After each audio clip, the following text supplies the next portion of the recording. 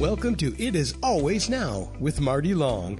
Get ready to open up and let true joy into your life. Join Marty for conversations about inclusivity and respect, the importance of curiosity, and making change happen. Your journey of exploration and discovery into the greater world around us begins now. Here's Marty. Greetings. My name is Marty Long.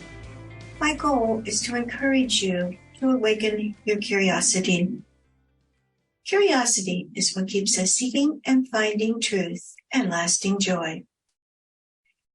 So you know, the video that's posted with this podcast is not directly related to what I'm going to say. It's just some pictures from some of my travels. And yes, you read it correctly. The title of this podcast is Travel, Intrigue, Enlightenment, and Contentment. Trust me, it will all make sense. Have you heard of the three monkeys? I asked a friend of mine who's in her 20s that question. She clearly had no idea what I was talking about, which is what I pretty much expected, and it's all good. But it seems the idea is still floating around, because I recently found a set of the three monkeys. Now, the three monkeys each have a different message. One has its hands over its eyes. One has its hands over its ears. One has its hands over its mouth. Now, I grew up being told that this meant see no evil, hear no evil, speak no evil. Well, after purchasing my newfound set of monkeys, I brought them home and showed them to my husband. He also liked them, and we discussed the meaning of the monkeys. To my surprise, he has a diabolically opposed view from mine. To him, they are not an example to follow. They are a warning. Don't cover your eyes. Open them. See the beauty around you. Don't cover your ears. Listen. Hear the birds sing. Learn from what others have to say. Don't cover your mouth. Sing, laugh.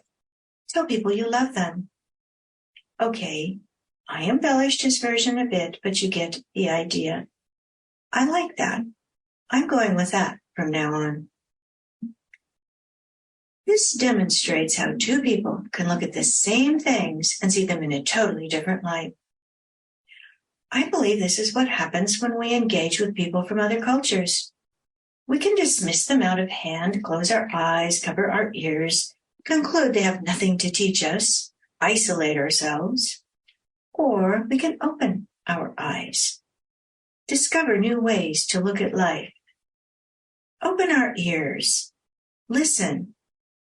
I find this most often leads to a deeper appreciation, a clearer understanding of life and the world in general. If you watch PBS very often, as I do, you've surely seen the ad by the Viking Cruise founder. He emphasizes how we grow and learn and keep our minds and hearts active and alive by interacting with the world around us. Everyone has something to teach us. The more people we interact with, the more we learn. The first time I became aware of travel was when I was young. One of my grandmother's cousins and his wife would come and show us their travel movies. They went everywhere. I was immediately hooked. I knew at the tender age of 5 that was what I wanted to do. And as it has turned out, I have had the privilege, yes, it's a privilege, of traveling to some different places and interesting sites. Now, let's dig in and look closer at the 3 words in the title of this podcast. Intrigue. A practice of engaging in secret schemes is what Webster tells us. Okay, not the first word that probably comes to mind when travel is mentioned, but to me, it means there's something more than meets the eye. It makes me want to dig deeper to see what's really behind it all. And I can assure you that if you travel with this attitude, you'll get much more out of the experience. Enlightenment, edification, knowledge, learning, contentment. Another word you may not normally associate with travel. But here are 3 thesaurus words I found that make my point. Gratification, happiness, satisfaction. Well, here is how I blend these words together. If you're really curious, intrigued, open-minded as you travel, you will be more likely to engage and be open so much more with the experiences that you have. You look at the unexpected. You don't dismiss it out of hand just because it's different. This is how we become enlightened. And I find that when I get back home and ponder and think about the experiences and look at my pictures, I find contentment, as in gratification, happiness, and satisfaction. Now, I want to get this in here because I found over and over that if I have seen travel shows about a place, like the one Rick Steves does on PBS, and then I go to that same place, it's pretty much how he presented it.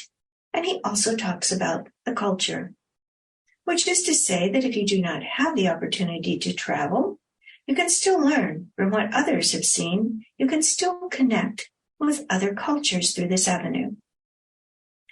And what about our society? We are the melding pot. We have so many cultures here in our own country.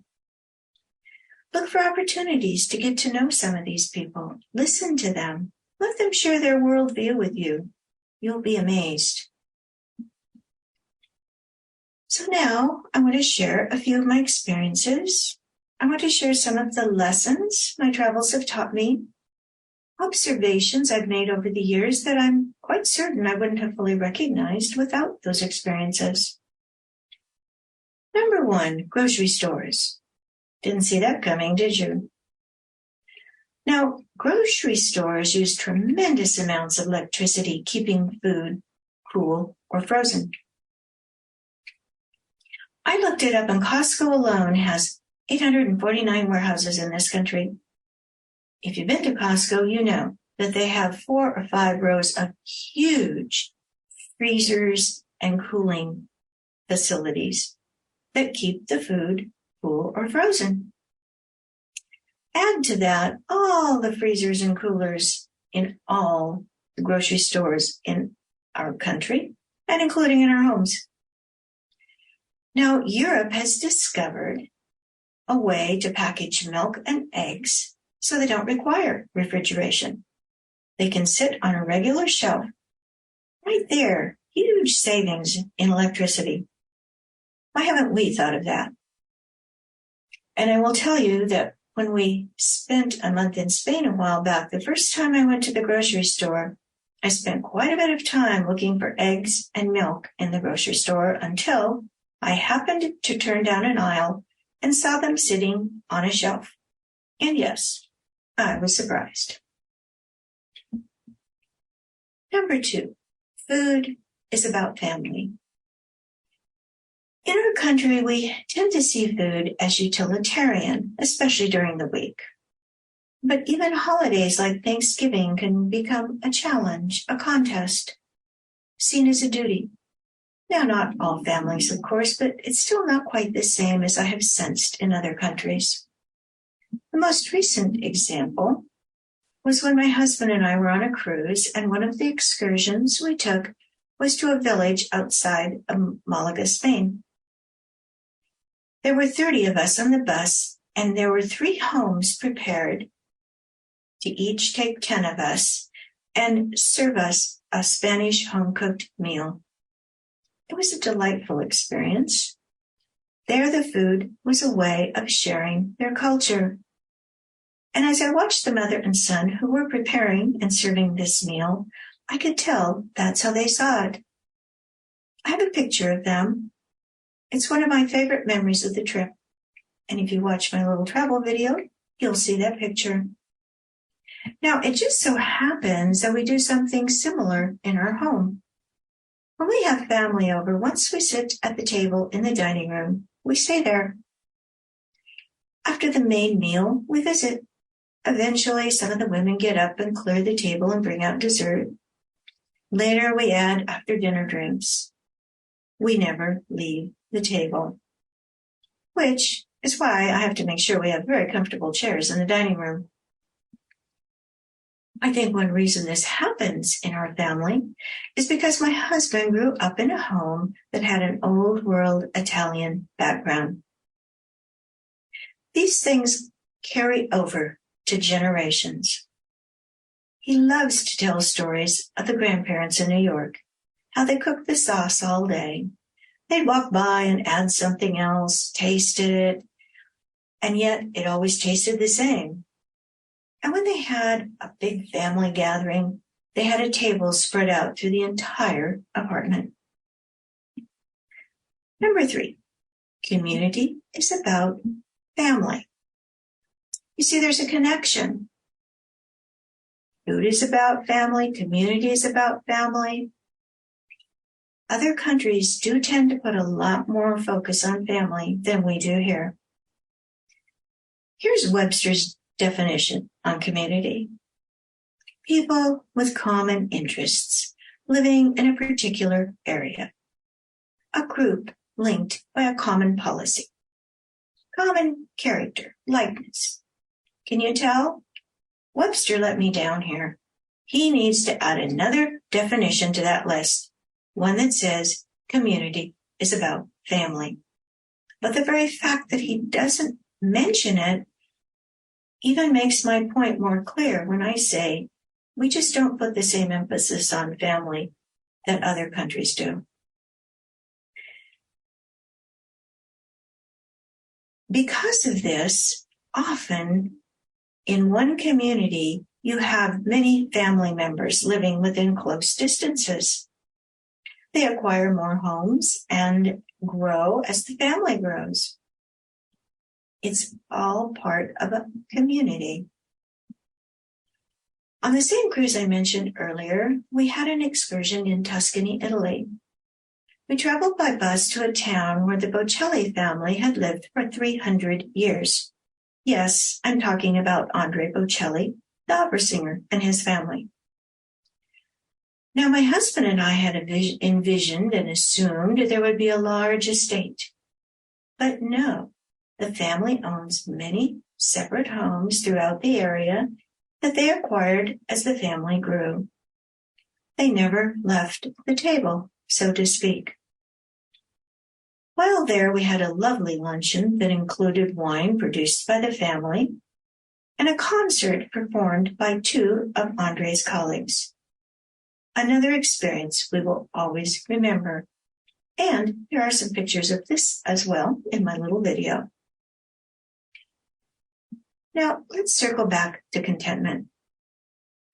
Money is not the key to happiness. Contentment is.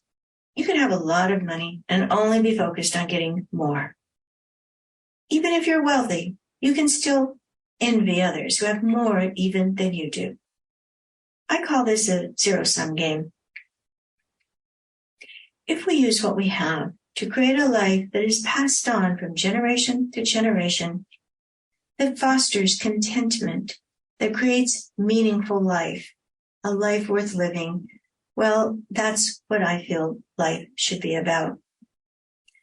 Back to Webster's definition of contentment.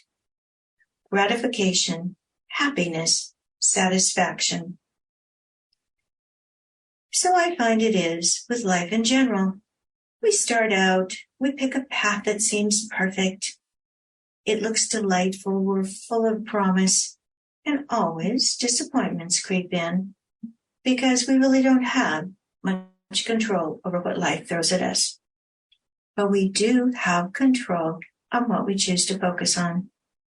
We can focus on the disappointments and wallow in self-pity, or we can focus on the unexpected beauty that always appears when you least expect it. No, it's not always easy, but if we look for the beauty, we will find it. The key I have found is contentment combined with never giving up. You see, contentment does not mean I will give in or give up.